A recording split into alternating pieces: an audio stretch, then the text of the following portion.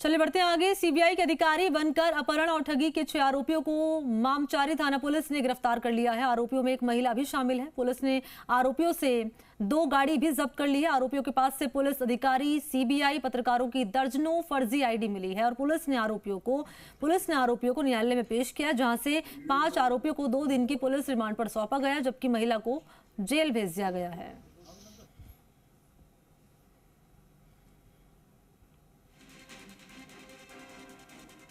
तो आपको जानकारी दें कि आरोपियों में एक महिला भी शामिल है। सीबीआई अधिकारी बनकर ठगी और अपहरण का पूरा मामला। तो रायसिंह नगर में सरसों की सरकारी खरीद में बारदाना की कमी के चलते किसान दर दर भटकने के लिए मजबूर हैं। सरकारी खरीद को लेकर किसान खरीद सेंटर पहुंच रहे हैं, वहां भी किसानों को परेशानी का सामना करना पड़ रहा है। किसान सतवीर सिंह ने ठेकेदार पर रिश्वत मांगने के आरोप लगाए हैं। इस मामले को लेकर उपखंड अधिकारी से शिकायत की गई। इसके बाद मामले में कमेटी का गठन किया गया है।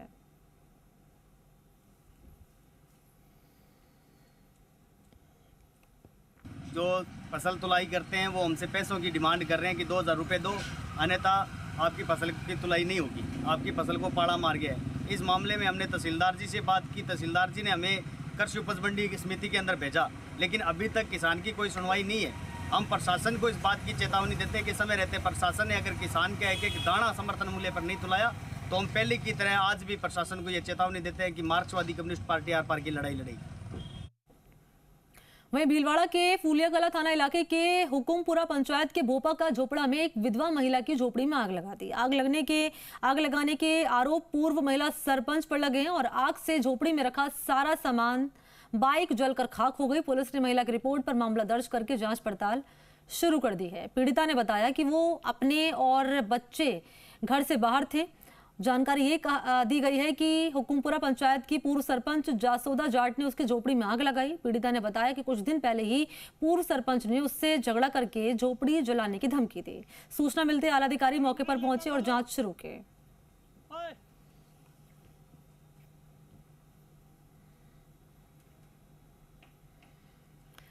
तो झालावाड़ जिले के पिड़ावा में युवक के अपहरण मामले में पुलिस ने एक आरोपी को गिरफ्तार कर लिया है। सीआई सत्यनारायण मालव ने जानकारी दी है कि सेमली चौहान निवासी पीड़िता जमुनाबाई ने पुलिस को रिपोर्ट में बताया कि उसके परिवार ने उसी के गांव के तूफान सिंह से 50,000 रुपए का कर्ज ले रखा था। इसमें से कुछ रुपए और देना बाकी है। उसका बेटा ईश्वर सिंह पिड़ावा में बीमारी का इलाज करवाने आया था। कर्ज के रुपए बकाया होने के चलते उसके बेटे को तूफान सिंह बाइक पर बिठाकर ले गया। पुलिस ने पीड़िता की रिपोर्ट पर अपहरण का मामला दर्ज कर लिया है और जांच पड़ताल शुरू कर दी। कार्रवाई करते हुए कुछ घंटों बाद ही सेमली चौहान गांव से अपहृत युवक को दस्तयाब कर आरोपी तूफान सिंह को गिरफ्तार किया गया। पुलिस आरोपी से गहनता से पूछताछ अब इस मामले में कर रही है। की रिपोर्ट पर 363, 368 और 343 में मुकदमा दर्ज कर अनुसंधान जारी किया है और दौरान अनुसंधान अपहृता ईश्वर सिंह को दस्तयाब किया और मुलजिम तूफान सिंह को गिरफ्तार करके हिरासत पुलिस लिया है। और इनके बीच में पैसों का लेन देन का विवाद था। पैसा नहीं देने के कारण जो है तूफान सिंह ने ईश्वर सिंह का अपहरण कर लिया था।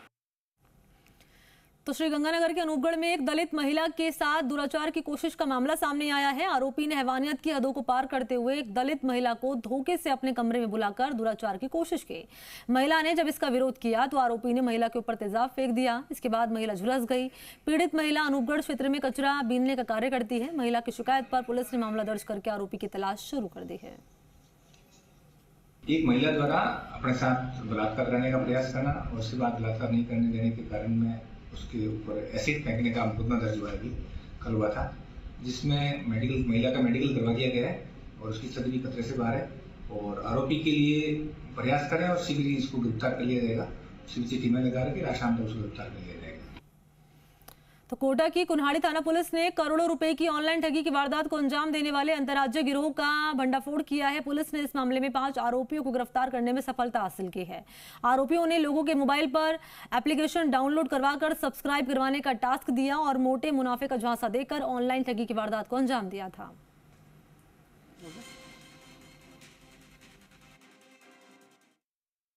राजस्थान सरकार ने कुछ समय पहले एक नई नवाचार करते हुए साइबर थाने खोले थे और जहां पे कोटा सिटी में भी खोला गया और उस पर लगातार मुकदमे दर्ज हो रहे हैं। आप लोग बार बार मेरे से पूछते थे कि साहब इसकी क्या उपयोगिता है और साइबर थाना कितने कारगर तरीके से कार्य कर रहा है।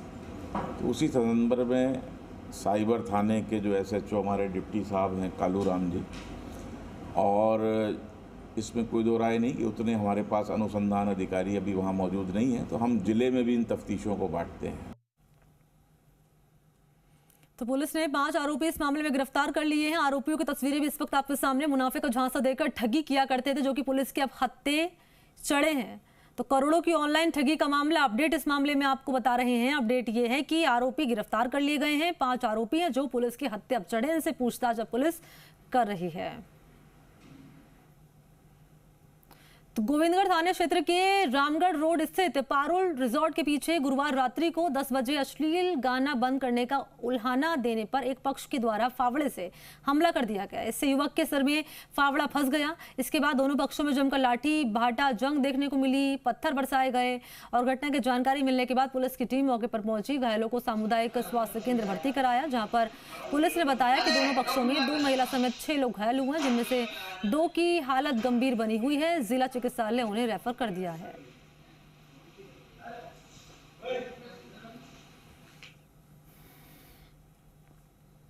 तो ज्ञानवापी में मिले कथित शिवलिंग की साइंटिफिक सर्वे का मामला सुप्रीम कोर्ट पहुंच चुका है। हाईकोर्ट के फैसले के खिलाफ मुस्लिम पक्ष की याचिका पर सुनवाई के लिए सुप्रीम कोर्ट तैयार हो चुका है और आज इस मामले पर सुनवाई होगी। रिपोर्ट आप देखें।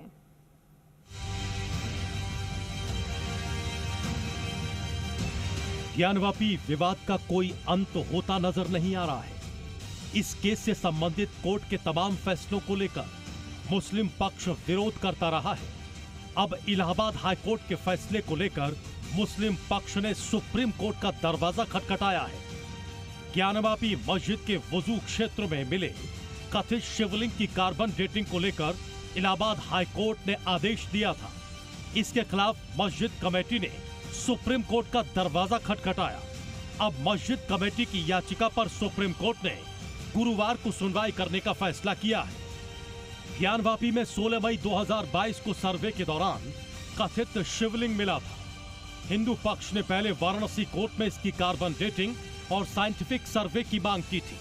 हालांकि तब कोर्ट ने इसको खारिज कर दिया था। बाद में ASI ने 11 मई को एक सील बंद लिफाफे में अपनी रिपोर्ट कोर्ट के सामने पेश की थी।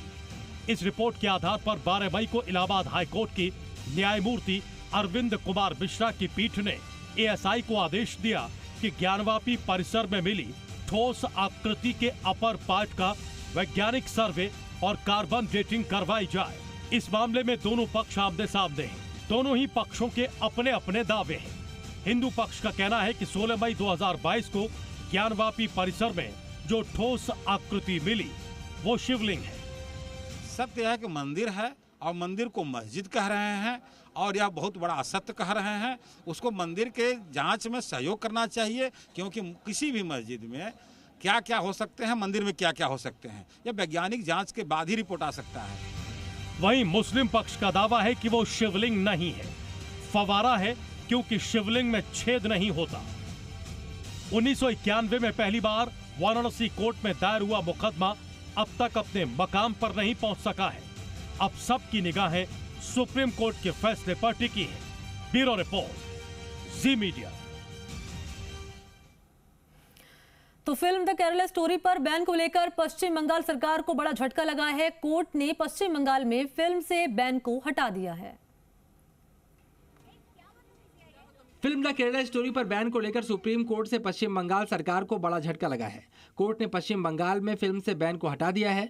फिल्म पर बैन हटाने के साथ ही कोर्ट ने ममता सरकार पर भी सख्त टिप्पणी की।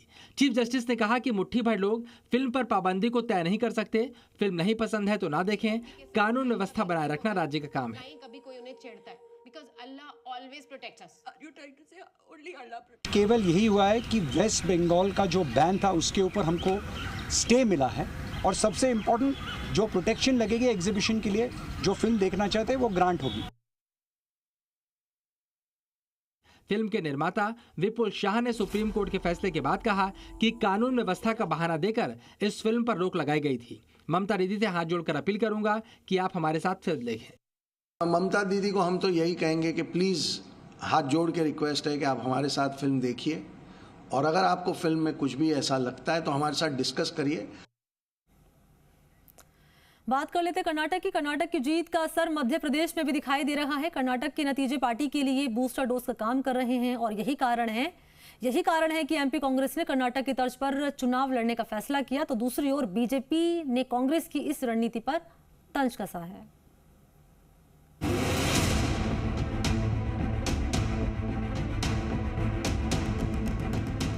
कर्नाटक में कांग्रेस की शानदार जीत पार्टी के लिए बूस्टर डोज का काम कर रही है। अब इसी तर्ज पर एमपी में रणनीति तैयार की जा रही है। जिस तरह कांग्रेस ने कर्नाटक में लोकल मुद्दों को उठाया, उसी तरह एमपी में भी कांग्रेस अब लोकल मुद्दों को लेकर जनता के बीच जाने की तैयारी में है।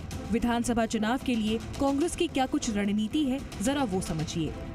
भ्रष्टाचार के मुद्दे पर चुनाव लड़ेगी कांग्रेस। महंगाई और बेरोजगारी पर सरकार को घेरने की रणनीति। कानून व्यवस्था और अपराध का मुद्दा उठाएगी कांग्रेस। चुनावी वादे को लेकर जनता के बीच जाएगी कांग्रेस। मध्य प्रदेश की परिस्थितियां और कर्नाटक की परिस्थितियां एक जैसी हैं। यहाँ भी भारतीय जनता पार्टी की सरकार है, वहीं भारतीय जनता पार्टी की सरकार थी। वहाँ पर भी लोगों के साथ, कार्यकर्ताओं के साथ जिस तरह अन्याय होता था, कांग्रेस कार्यकर्ताओं को परेशान किया जाता था, यहाँ पर भी किया जाता है। क्या कमलनाथ जी के नेतृत्व चुनाव लड़ा जाना है, सारे नेता एक साथ हैं, एकजुट हैं, ओबीसी को हम साथ लेके चल रहे हैं, माइनॉरिटी को साथ लेके चल रहे हैं। नारी सम्मान योजना में 1500 रुपये प्रत्येक महिला को 1500 रुपये दिए जाएंगे और 500 रुपये में गैस सिलेंडर दिया जाएगा। ये भी अपने एक बहुत बड़ी उपलब्धि है। तो सारी बातें इतनी ज़्यादा हैं और 15 महीने में जो काम हुए हैं, ये कांग्रेस पार्टी की मध्य प्रदेश में सरकार बनना निश्चित है। एक तरफ जहां कांग्रेस कर्नाटक की जीत को आधार बनाकर जनता के बीच जाने की तैयारी कर रही है, तो वहीं दूसरी ओर बीजेपी ने इस रणनीति पर तंज कसा है। बीजेपी का कहना है कि कांग्रेस जितनी भी तैयारी कर ले, मध्य प्रदेश में उनकी सरकार नहीं बनेगी।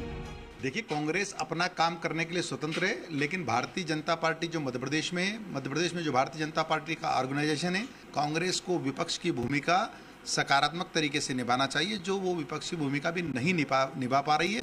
रही बात कर्नाटक की, तो कर्नाटक में जिस प्रकार की सिर बुटौल हो रही है, वहाँ की जनता खुद परेशान है कि हमने किसको चुन लिया। जो अपना नेता नहीं चुन सकता है, उसको हमने चुन लिया। चुनाव नजदीक आने के साथ ही तैयारियों में भी जोर पकड़ना शुरू कर दिया है। देखना होगा कि किसकी रणनीति कितनी सटीक काम करती है और किसकी रणनीति धरी की धरी रह जाती है। ब्यूरो रिपोर्ट, जी मीडिया।